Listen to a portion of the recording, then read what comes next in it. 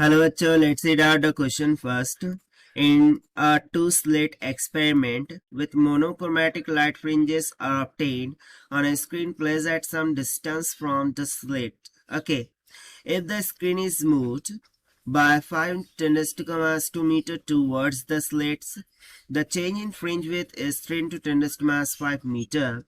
If separation between the slits is 10⁻³ meter, the wavelength of the light used is. So basics का question है, इसको हम समझ लेते हैं. ठीक है.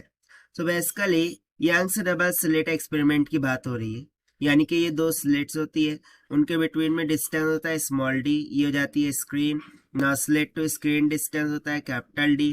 ठीक है. यहाँ से एक लाइट जाती है, यहाँ से एक लाइट जाती है, पी पॉइंट पर इंटरफ्रेंस पैटर्न बना देती है. यहाँ पर होता है सेंट्रल ब्राइट फ्रिंज. इतना तो आपको क्लियर होगा. सो इसके अकॉर्डिंग हमें पता है कि जो बैंड फ्रिंज विड्थ होती है उसका फॉर्मूला क्या होता है, beta is equals to D into lambda by small D.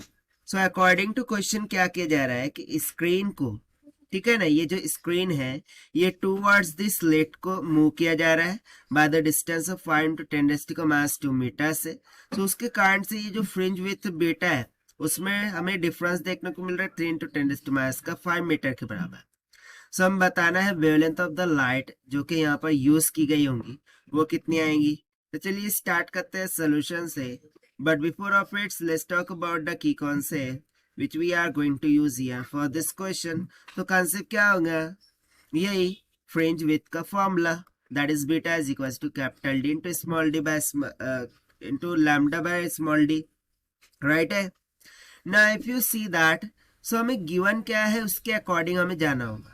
देखिए जैसे ही मैंने स्क्रीन को मूव किया सो चेंज क्या आ रहा है, फ्रिंज विड्थ चेंज हो रही है.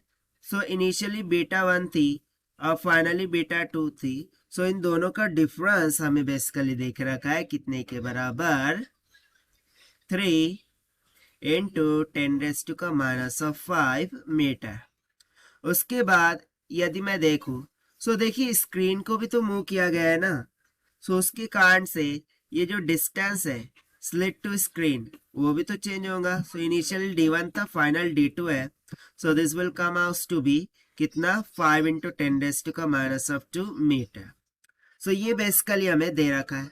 साथ साथ स्लिट डिस्टेंस D हमें दे रखा है 10⁻³ मीटर के बराबर और लैम्डा का मान हमें ज्ञात करना है. तो चलिए स्टार्ट करते हैं हम यहाँ से. सो हम फॉर्मूला लगा देंगे कि D into lambda by small D ये किसके बराबर है, बीटा के बराबर है. सो देखिए यहाँ पर लैम्डा और डी में कोई चेंजेस आ रहे हैं क्या, नहीं, यानी कि वो एज इट इज रहने वाले हैं. सो मैं सिंपली फॉर्मूला लगाऊंगा कि beta 1 minus beta 2 this will be equals to, वो हमें कितना दे रखा है, 3 × 10⁻5. बीटा 1 के लिए लिखेंगे capital D into capital D1 into lambda by small d minus, और बीटा 2 के लिए लिखेंगे D2 lambda by d. This will be equals to 3 × 10⁻5 metre. ठीक है. सो फर्दर इसको सॉल्व करते हैं. सो यहाँ से देखिए हम लैम्डा और स्मॉल डी को कॉमन काट लिया, यहाँ पर बच जाएगा D1 माइनस में D2. This is equals to 3 × 10⁻5. ठीक है. सो मुझे फाइंड आउट करना है लैम्डा का मान. So this will be equals to 3 × 10⁻5, right, divided by, dividend में क्या चलेगा आएगा D1 minus D2, but D1 minus D2 का मान कितना है, 5 × 10⁻2 सब्स्टिट्यूट कर दिया और स्मॉल डी ये ऊपर चला जाएगा. सो उसको भी हम यहाँ सब्स्टिट्यूट कर देते हैं, दैट इज 10⁻3. सो देखिए 5 और 3 कितना हो गया, 8. 8 में से ये 10⁻2 ऊपर जाके +2 कर देंगे, यानी कि सब्ट्रैक्ट कर देंगे 10⁻3. 5 × 30 यानी कि लैम्डा कितना निकल के आएगा, 6 × 10⁻⁻7 मीटर. बट ऑप्शन देखिए मैच हो रहा है नहीं, यानी कि हमें सिंपली इसको एंगस्ट्रॉम में करना होगा.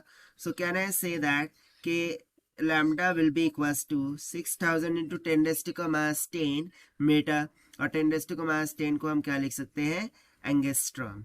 सो देखिए ये हो जाएगा हमारा final answer for this question जो कि हमने सॉल्व किया by using the conceptual formula of fringe width से. Now let us take the option. So option A will become correct. So this is the required solution. I hope you understood well. Best of luck. Thank you.